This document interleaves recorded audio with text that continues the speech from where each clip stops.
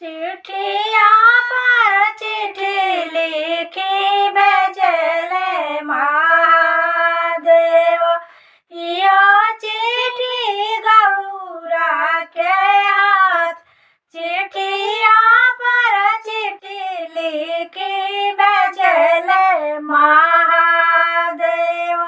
यो चिट्ठी गौरा के हाथ, चिट्ठिया पढ़ी के गौरा घरे चली आई हो। घरवा में बूढ़ी महातारी, चिट्ठिया पढ़िया गौरा घरे चली आई हो। घरवा में बूढ़ी महातारी, घर में से आनी गौरा हमारी बहिनिया हो।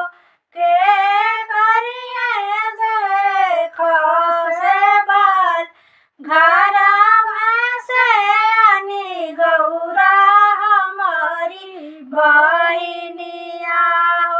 के करिए देखो से बाल, के चिट्ठिया पेटाइबे महादेव। नैहर छोड़ी हम नहीं आई, के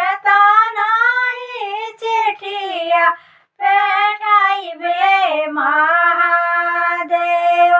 नैहर छोड़ी हम नहीं आई, बूढ़ी महातारी के गंगा बहाई दिया। बहिनी के दिया घर से निकाल, बूढ़ी महातारी के गंगा बहाई दिया। बहिनी के घर से निकाल, बूढ़ी महातारी गौरा गंगा नहा